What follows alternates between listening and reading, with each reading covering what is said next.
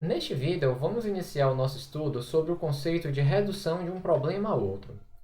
Um problema de decisão P é redutível a um problema de decisão Q se existe um algoritmo R que, recebendo x como entrada, produz um resultado y, tal que a resposta do problema de decisão P para a instância, a entrada x, seja idêntica ou complementar à resposta de Q para a entrada y, qualquer que seja a entrada x.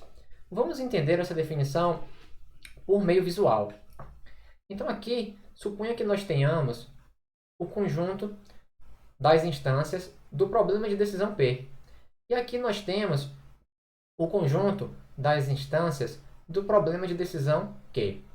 E sabemos que os problemas de decisão eles têm resposta sim ou não. Então aqui nós temos o conjunto, a partição das instâncias que possuem resposta sim e aqui resposta não. E a mesma coisa vai ocorrer no conjunto dos problemas Q. Então aqui é a parte sim e aqui é a parte não. Então o que um problema, uma redução vai fazer é justamente mapear, por exemplo, todas as instâncias que têm resposta sim para uma instância equivalente que também contém resposta sim. E aquelas que têm resposta não para as que têm resposta não. Uma outra possibilidade é justamente mapear da seguinte forma: sim, não, sim, não. Então, tudo que for sim, eu vou mapear para não.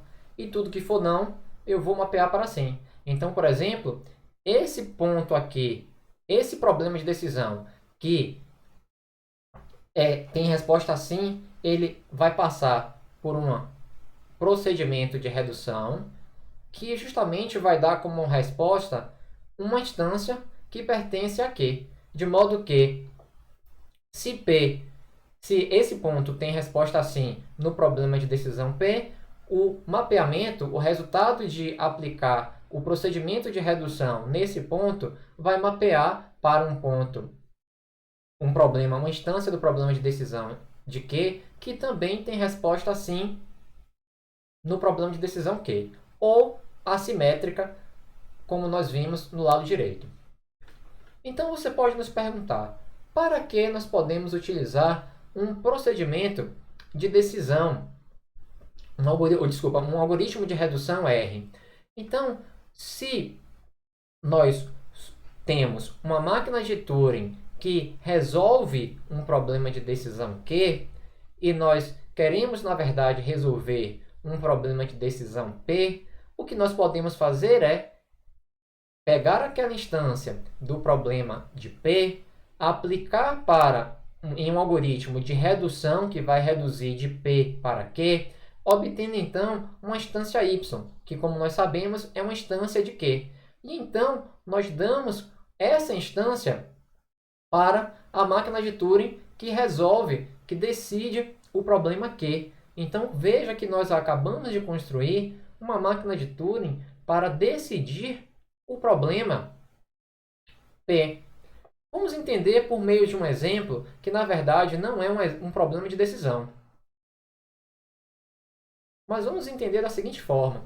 Suponha que eu tenha uma máquina de Turing que ela, basicamente, só sabe somar.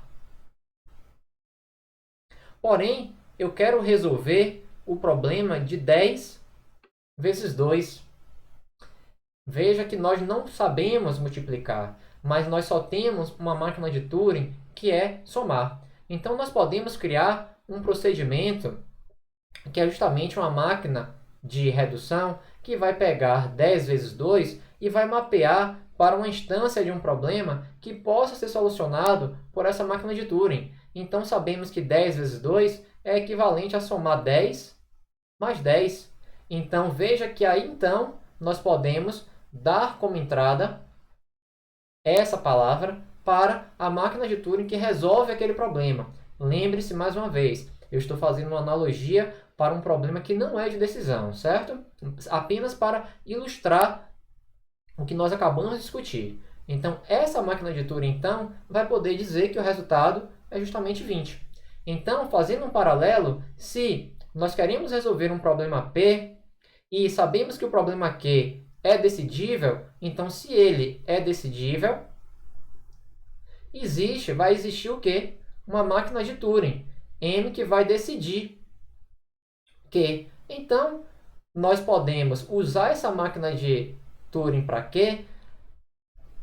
Para tentar resolver P. Como se nós conseguirmos pegar uma instância P do problema de decisão P, passar por um procedimento de redução, obtendo então uma instância Y pertencente a Q. E então, dando Y como entrada para a máquina de Turing Q, nós vamos obter a resposta sim ou não. Mas observem que a correção desse raciocínio reside em quê? Em conseguir encontrar essa redução. Então, dando continuidade, como podemos provar que um problema de decisão é decidível ou indecidível usando a ideia de redução? Bem, se um problema P ele for redutível a um outro problema decidível, então P será decidível. Vamos entender. Então, veja, nós sabemos que Q é decidível. P é decidível também? Sim. Então, vamos pegar uma instância P, vamos construir uma redução e o resultado dessa redução, que eu vou chamar de Q', nós vamos justamente dar como entrada para a máquina de Turing que decide o problema Q. Então, aqui nós teremos sim ou não. Onde Q, quem é Q, é a resposta justamente da redução. Então, nós acabamos de construir uma nova máquina de Turing, MT de P, que justamente vai decidir a linguagem de P. E então, se um problema indecidível for redutível a P, então P será indecidível. Vamos entender. Então, seja Q, por exemplo, um problema indecidível. Então, se ele é indecidível, nós provamos que não existe uma máquina de Turing que decide aquela linguagem. Então, o que nos diz a afirmação? Que se nós conseguirmos reduzir esse problema Q a um problema P, então nós vamos concluir que P ele é indecidível. Vamos raciocinar. Prova por contradição. Então, suponha por contradição que P seja decidível. Então, com isso, o que nós concluímos? Que vai existir uma máquina de Turing MT de P que decide a linguagem P. Então, vamos lá. Nós sabemos que Q, uma instância de Q, é indecidível.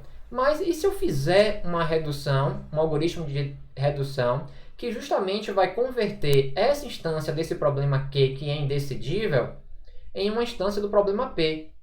E, como nós supomos que P é decidível, nós podemos utilizar essa máquina de Turing, MT de P, que justamente vai dar a resposta sim ou não. Então, olha que interessante. O que nós acabamos de construir? Nós acabamos de construir uma máquina de Turing, que eu vou chamar M', que justamente decide P. Mas isso é um absurdo, pois nós sabemos, desculpa, que decide Q, de queijo.